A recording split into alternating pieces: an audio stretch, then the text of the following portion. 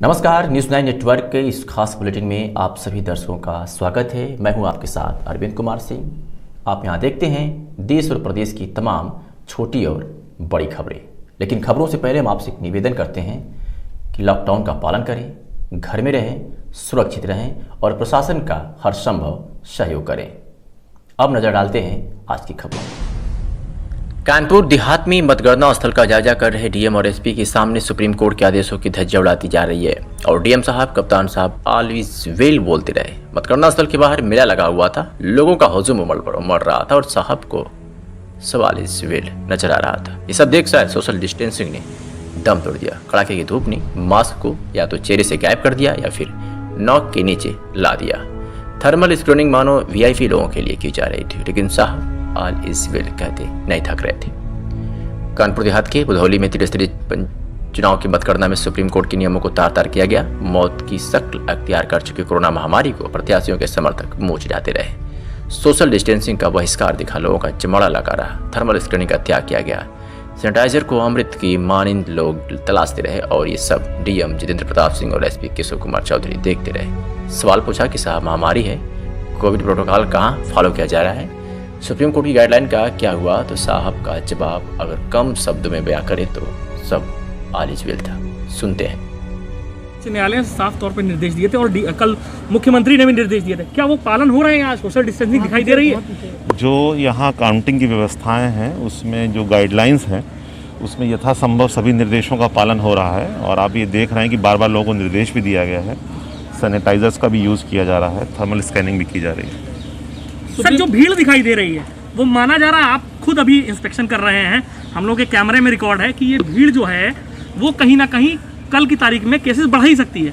और जो thermal scanning की बात हुई है, गेट पर सब कुछ होगा, लेकिन कुछ भी ऐसा पालन नहीं। आप आते हैं या कोई अधिकारी आता तो निश्चित तौर से स्कैनर उठ जाता है, उसके अलावा क्यों नहीं? क्यों इतनी बड़ी लापरवाही? इसमें हम लोग और इम्प्रूवमेंट करेंगे। कितनी दूर की परमिशन है? बिल्कुल जहाँ मतगणना चल रही वहाँ पर भीड़ भाड़ कम से 100-200 लोग एक साथ इकट्ठे पूरे 200 मीटर के बाहर जो लोग एजेंट बने हैं वो अपनी बारी की यदि प्रतीक्षा कर रहे हैं बाहर, वो डिफरेंट मैटर है। ये निर्देश है कि 200 मीटर के बाहर, अदरवाइज कोई दुकानें हो सकती हैं, उसके बाहर ही हो सकती हैं। और आज चूँकि कर्फ्यू का भी दिन है तो वो भी बंद हैं दुकानें। और हमारा ये ग्रामीण क्षेत्र में केंद्र है, फिर भी जो प्रत्याशी जिनकी अभी काउंटिंग स्टार्ट नहीं हुई है, कुछ लोग बाहर प्रतीक्षा अवश्य कर रहे हैं। सुप्रीम कोर्ट की गाइडलाइन है कि मतगणना स्थल के बाहर कर्फ्यू जैसा माहौल होना चाहिए, लेकिन यहाँ तो मेले जैसा माहौल दिख रहा है, क्या कहना आप? नहीं, मेले जैसा माहौल मैं नहीं सहमत हूँ आपसे। उसका उद्देश्य ये है कि जो प्रत्याशी या उनके एजेंट जिनकी मतगणना प्रारंभ नहीं हुई है उन्हें अभी मतगणना स्थल में प्रवेश नहीं दिया जा सकता, वो लोग बाहर हैं। सर, एक आखिरी सवाल ये है कि कहा गया था जो भी भीड़ दिखाई देगी उसके चालान होंगे।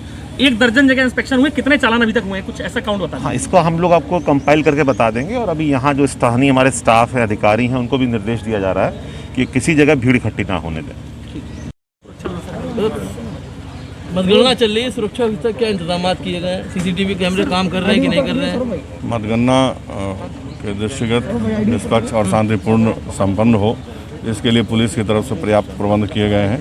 त्रिस्तरीय सुरक्षा व्यवस्था सुनिश्चित की गई है, जिसमें आइसोलेशन कॉर्डन, इनर कॉर्डन और आउटर कॉर्डन की व्यवस्था है। जहां मतगणना हो रही है उस कक्ष में पुलिस का बंदोबस्त है। इसके अलावा हमने जो आपका मतगणना सेंटर है उसको इनर कॉर्डन मान के गेट पे प्रवेश को भी प्रतिबंधित किया है। जो अनमन्य हैं, जिनकी गणना हो रही है, जिन प्रत्याशियों की, समर्थकों की, वही लोग अंदर आ रहे हैं। इसके अलावा बाहर आउटर कॉर्डन पे जो हमारी बैरियर्स लगे हैं, जहां से कोई भी अनधिकृत व्यक्ति या अनधिकृत प्रत्याशी वहां से प्रवेश नहीं कर सकते।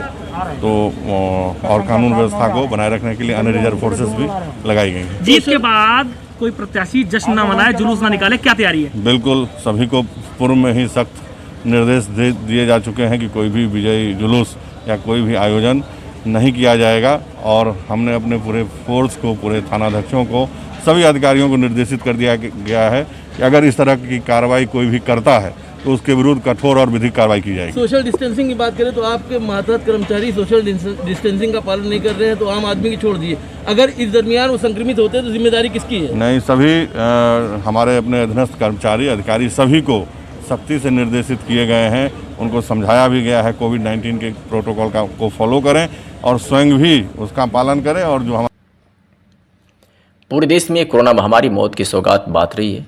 बढ़ रही है कि आम क्या खास इस वायरस ने सबको जमींदोज कर दिया है। इतना ही नहीं, देश के हालात देखकर माननीय सर्वोच्च न्यायालय को मतगणना को लेकर गाइडलाइन देनी पड़ी कि कोविड प्रोटोकॉल का सख्ती से पालन किया जाए, लेकिन इस आदेश को भी निर्वाचन जिलाधिकारी जितेंद्र प्रताप सिंह और एसपी केशव कुमार चौधरी तुरंत समझकर फांक गए हैं। कानपुर देहात के लोगों को कोरोना वायरस जैसी महामारी सुपुर्द कर दिया है।